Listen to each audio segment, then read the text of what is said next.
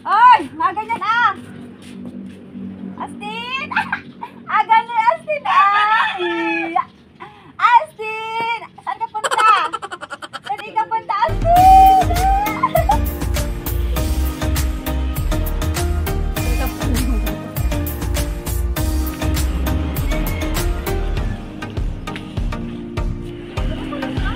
Good morning guys! So dito tayo nagsasaing sa gasol. Ang gamit natin ay yan, ano ng rice cooker. Kasi yung rice cooker namin guys, hindi pa luto, bumabalik na. Kasi tayo guys ng kanin. Nagsaing tayo ng kanin, pero ito yung baho, isa para walang sayang. Yung Simon kasi hindi siya mahilig sa sinangag. So, nagluto ako ng panibagong kanin. Yan, so itong ating ilalagay. Ating ilalagay guys, fan chow rice mix, seafood yang chow. Okay. Siya ilalahat kasi madami siya. Ayan. Bango niya guys. Ah, ganito lang pala siya. Oh. Ayan. Ayan. Hindi masyadong madami.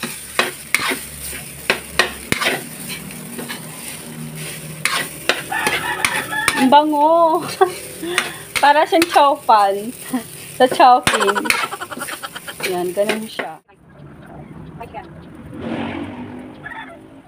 Ito din gagamitin natin. Hindi na tayo gagamit ng magic syrup. Ito, with vegetables and crab sticks. Yan, seafood yang chow. Masarap siya, guys. Tingnan natin kung masarap. Kami. Perfect. Patayin natin. Diba? Ito yung kakainin natin. Tayo ditong drumstick guys. Pakuluan muna natin sa isang tubig. Lagyan natin ng asin. Tapos paminta. Yan. Para kahit papano may lasa kahit yung mga laman-laman loob. Bless Erit! Ang laki na ni Erit.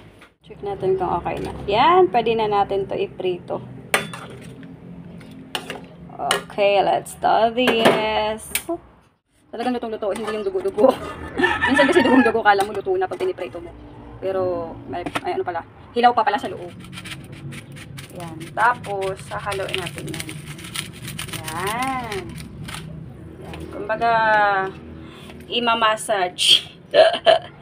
Pero mainit siya guys. Pero yan. Yan. Ganyan siya pag hindi siya lutong-luto pag piniprito. Pero ito kasi nakaano na siya.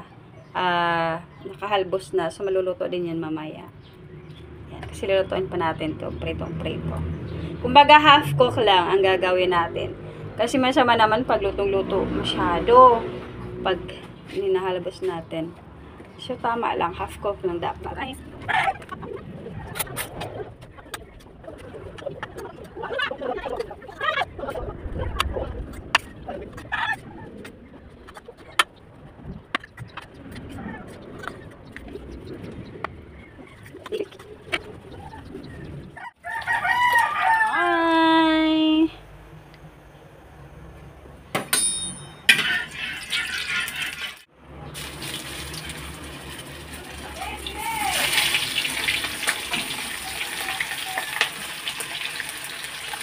Yeah, lahat na.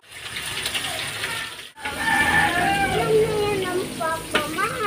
Ha? Alam na. Anong alam na? Yan, guys. Kay Day-Day. Baby. Gravy. Sarap, Day? Gravy masarap? Parang totoo? Nga. Jollibee and McDo.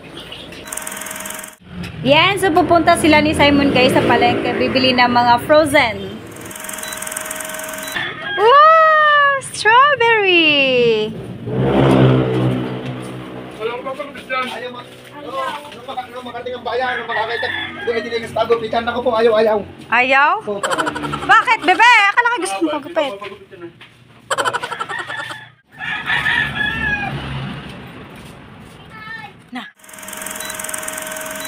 ito naman yung mga frozen goods na binibili nila na Simon. So, ito guys, good for 1 month. Yan. Pero hindi naman as in totally na frozen goods lang kami araw-araw. So, syempre, nag-ano din kami yung mga sabaw-sabaw. So, ito just in case pag yan, hindi nakabili ng mga pang-sabaw-sabaw at mga gulay. So, ito po ay good for 1 month. So, ipapakita ko sa inyo kung ano-ano to. Yan. Kasama si Simon bumili dito. Yan. Meron mga pwede pang meriendas. Yan. So, i-haul natin yan. Hi guys! This is Nitz. And for today's video, mag-haul tayo ng mga frozen goods good for 1 month. Yan. So, kasama si Simon bumili nito. Siguro pumili na rin si Simon kung anong gusto niya. So, ito guys, unahin natin. Meron tayo dito chicken. Yan. Simon kasi mahilig sa fried chicken. Yan. Hindi siya mananawa. Basta fried chicken. Fried chicken. Fried chicken. Chicken. Meron tayo dito. Yan. Fiesta fries. French fries. Ito naman yung pang mga, yan, pang mga pang merienda, bagong gising, yan. Ito, meron tayo dito, CDO, ulam, burger, yan, burger. Ito, pwede din to guys, pang ano, pang kain, pang ulam. Kikiam, o kadalasan mga pang merienda. Siguro si Simon pumipili nito. Meron tayong longganisa, yan, good for 1 month yan. Siomai, yan, pwede kasi yan pang ano, pang ulam. Meron tayong fantastic tocino, yang pork. Yan, meron tayo ditong dynamite lumpiang Shanghai. Ibig sabihin manghang to. Ay, hindi naman. Yan, Shanghai. Meron tayo ditong special skinless. Yan, sa bayan yan guys, binibili kasi sa bayan mura, ano lang, mas makakamura kapag sa bayan. Chema beef siomai. Yan, pang merienda. Pero pwede din yan pang ano ng kanin ulam. Meron din tayong jumbo tender juicy hotdog. Yan. Tapos, yan, meat for festival. Sweet ham. Yan, ito good for 1 month yan. So ito guys, I think ito po ay, kasi yung budget nito ay worth of 1,000 pesos. Yeah. So wala sa kanya siguro sa nanay. So ito siguro mga ano to, 1,300. Yan, 1,300 pesos. Meron tayo dito chicken hamonado. May dila-dila siguro. Chicken hamonado. Yan, dila-dila yan. Tapos meron tayo dito Mauritius meat processing mini embutido. Embutido, meron tayong embutido. Meron tayo dito pork skinless. Yan. Good for 1 month. Yan. So, good for 1 month yung aming frozen foods. Hindi ako nagbebenta dito guys ng frozen foods kasi kumbaga hindi naman mahilig sa mga ano yung mga tao dito. Mga frozen goods. Mahilig kasi sila sa mga sabaw-sabaw. Yan. Malapit lang kasi yung karnehan dito. Gulayan. Tapat lang. Tapat lang dito sa aming bahay. So, ngayon guys, ilagay na natin dito. Yan. Meron pa tayong isang balot na chicken. Dito natin ilalagay.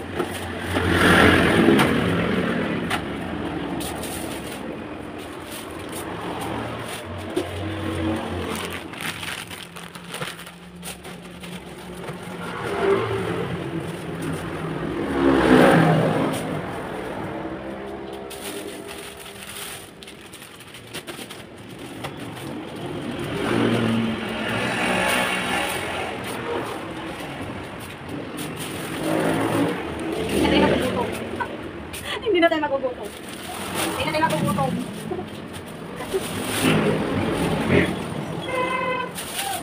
Yan. So, nalagyan na natin, guys.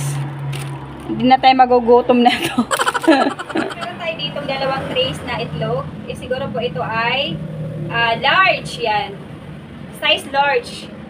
Ang bentahan ko po nito, guys, ay 10 pesos. Yan. Size large. Pero pag size large, ang kuha is 230 pesos. 230 pesos. Hindi ko alam kung magkano to. Yan. Ayan, may basag tayo. Ano kasi siya, kumbaga, baka na ano, sa tricycle kasi ito sinasak. Baka nagbanggaan. So, itong bentan ko po nito guys is 10 pesos. Yan. So, ang puno na nito, nasa 240 or 235 pesos. Yan.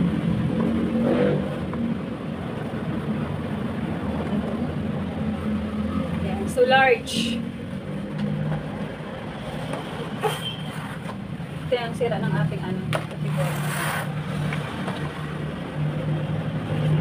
Yan. Dito kasi talaga guys, mabilis mabenta yung itlog dito sa amin. Kadalas mga niluluto dito ay ang luto dito ay inside, sunny side up, scrambled egg, and laga. Yan, nilaga. Nilaga, rock egg. Rock egg. Siguro rock egg nga, no? Rock egg. Nilaga. Ano kaya English ano? Nilagang itlog. Rock egg. Parang bato.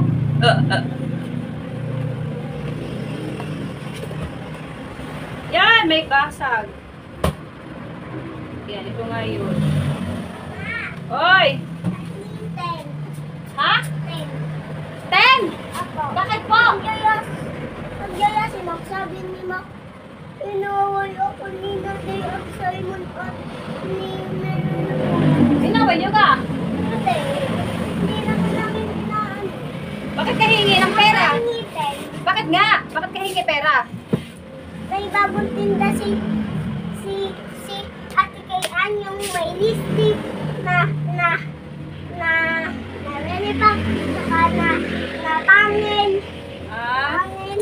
Gummy worm. Para mga gummy. Opo, parang kami. Ah. Ay, 10. 10 pesos lang ha. 10 yan.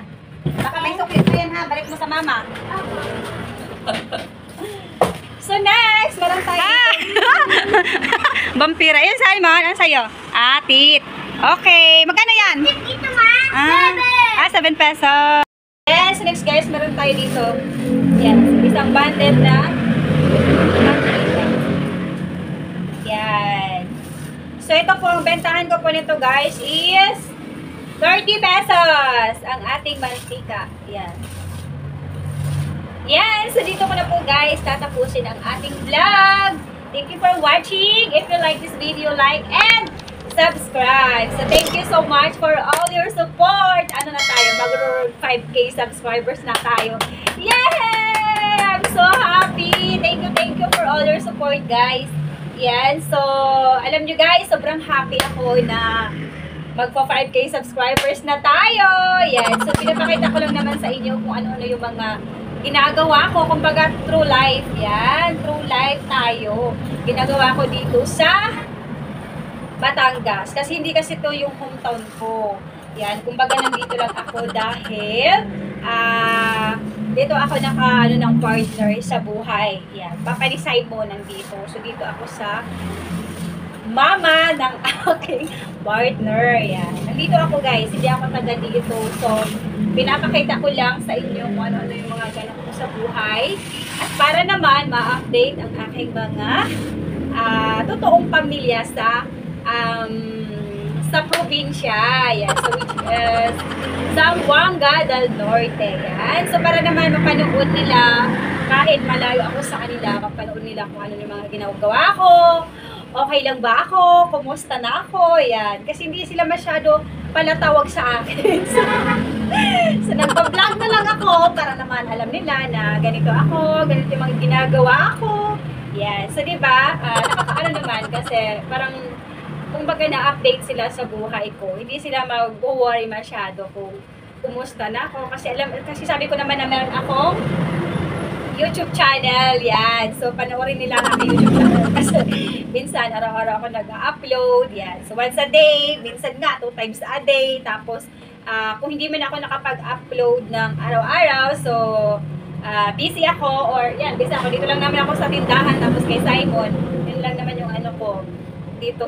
Yan, dito sa bahay na to. Yan. So, thank you so much for watching. Happy ako na magpa 5K subscribers na tayo. So, yun lang talaga yung purpose ko sa pag-vlog. Yan, purpose ko talaga sa pag guys, kaya ako nag-vlog. Siyempre, kahit may anak na tayo, so one day, gusto din natin tumulong pa sa ating pamilya, diba?